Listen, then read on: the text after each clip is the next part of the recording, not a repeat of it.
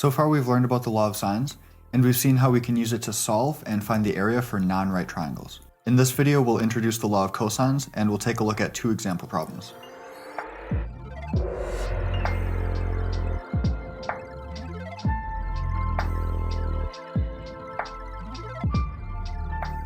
The law of sines only worked with three cases. If we were given angle, angle, side, angle, or that side, side angle case, then we can use law of sines.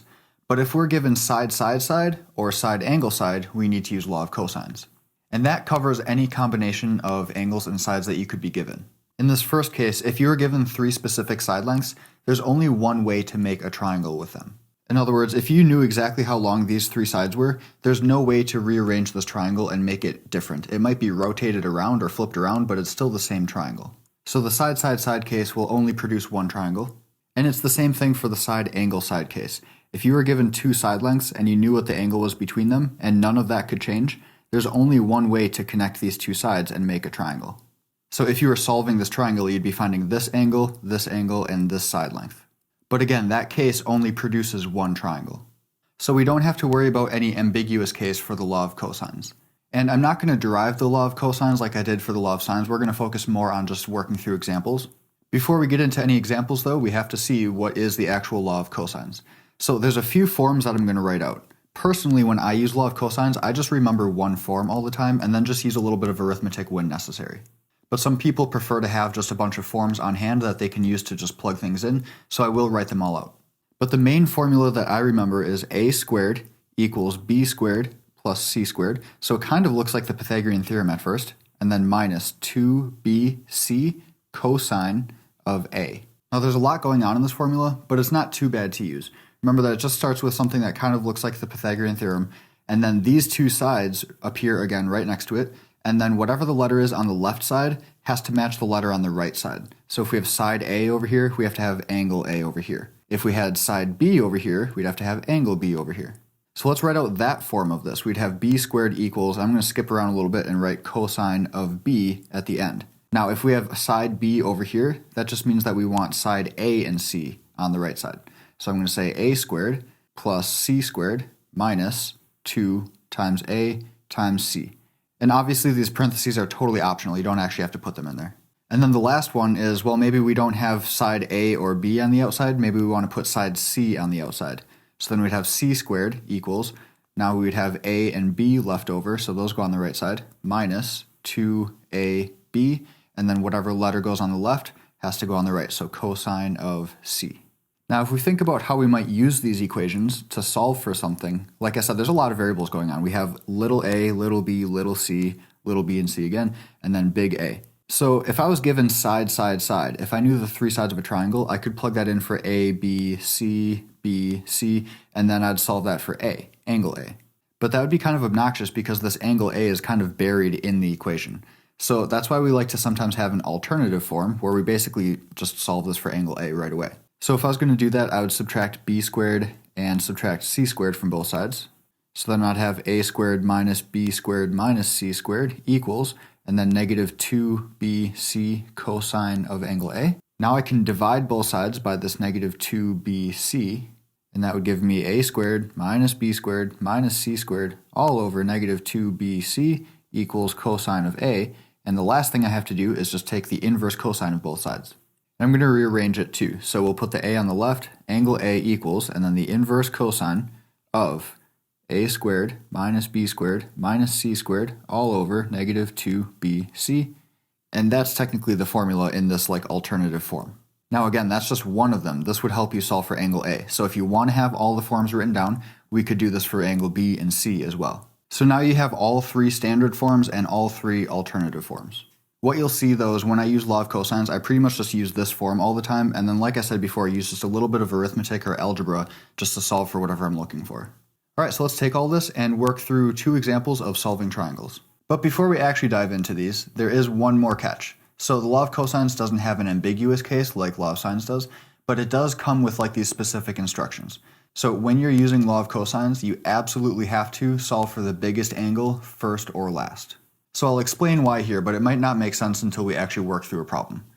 Basically, the law of cosines is kind of a pain to use, so whenever possible, we like to use law of sines in a problem. But think back to when we use law of sines. At some point in a problem, you have to take the inverse sine of both sides to solve for an angle. And when you do that, the inverse sine range will only give you an angle between 0 and pi over 2, or in other words, 0 and 90 degrees. So if the triangle is actually an obtuse triangle, you're not going to find that out using this law of sines. So to avoid that entire situation altogether, we just look at the triangle and try to figure out which angle would be the biggest one, because maybe that's obtuse. And we'll solve for that angle first, and then we won't have to worry about this. So let's see this in action. Number 1 gives us 3 side lengths. We have side A is 6, side B is 8, and side C is 12. And I'm going to go back to geometry and use a theorem that says that the biggest side of a triangle is across from the biggest angle. So that means angle C is the biggest angle, and I'm going to want to solve for that first.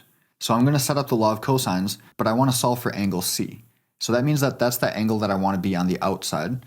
So I'm going to put side C on the left. So I'm going to say 12 squared equals, and then square the other two sides, 6 squared plus 8 squared, minus 2 times those sides again, 6 and 8. And I'm kind of running out of room here, so we'll get rid of this, and write cosine of angle C. Now, like I said before, it's kind of a pain to solve for this angle C because it's kind of buried in the equation, but it's really not too bad, especially if you're using something like Desmos where you can just type this in.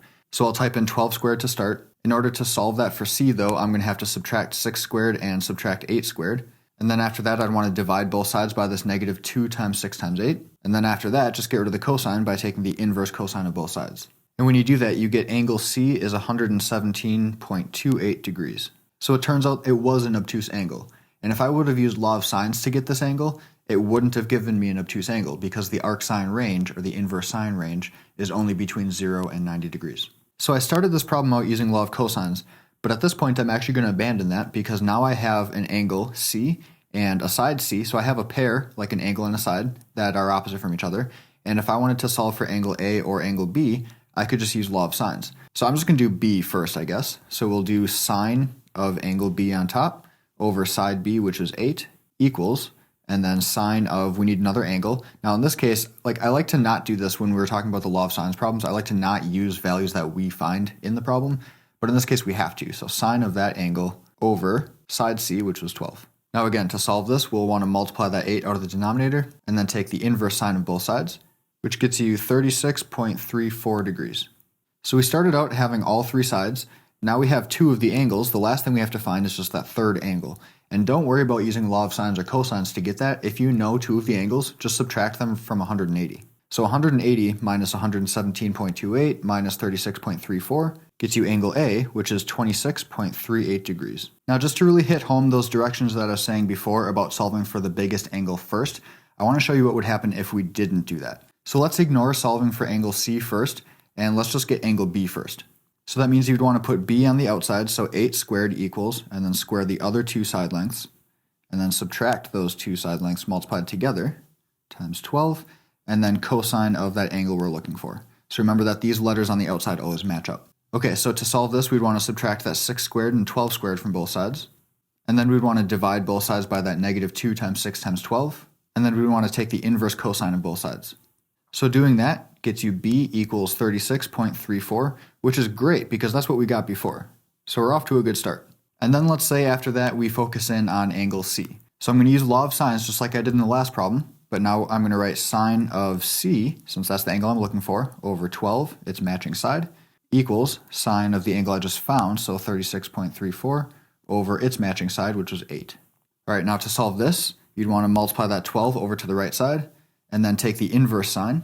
And what you notice is that now we're getting 62.73 degrees. And that's not what we got before. That doesn't match this original angle C. And I know this is the right way of doing it. So this can't be right.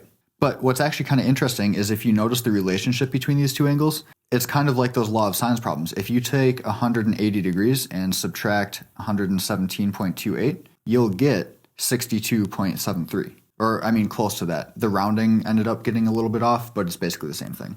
So these ideas are kind of related, but this is the wrong way of doing it. We ended up getting the wrong angle C. So that's why you want to make sure that you always solve for the smallest angle first, or sometimes last, and you'll see why last in this next example. So taking a look at number 2, we actually have a side angle side case, and that's because we have sides B and C, and then the included angle would actually be angle A. But I noticed that since I have this angle A, and there's only one place to put an angle in the law of cosines, I'm going to have to end the equation with cosine of 30 degrees. And since we're putting the letter A at the end on the right, we also have to put the A on the left side. So this would be side A. And then I'll be able to fill in sides B and C in the rest of the equation, and then we can solve this for A. So using the law of cosines, that's the first thing we're going to find. And now at this point, you can just type all of this into your calculator, take the square root of it, and that should get you an A value of 18.59. So now I have all three sides. I just have to find the last two angles, because I have angle A is 30 degrees. But this is what I was saying as far as finding the biggest angle first or last. Because in this problem, if you look at the three sides, we've got 15, 18.59, and 30. The biggest side is side C, which means the biggest angle is going to be angle C. But we can't find angle C first because they already told us angle A. That's the first angle we know. So that's why those directions specify to find the biggest angle either first or last. In this case, we can't find it first, so we're going to have to find it last. And in that case, that means I have to find angle B next. But I'm not going to worry about using the law of cosines anymore. I'm going to simplify things and just use law of sines.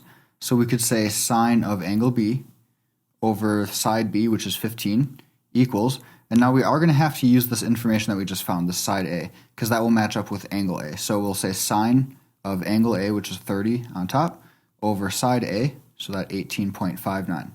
Then we'd want to multiply this 15 over to the other side, and then get rid of this sign by taking the arc sine, or the inverse sine of both sides. And when you do that, you should get 23.79 degrees.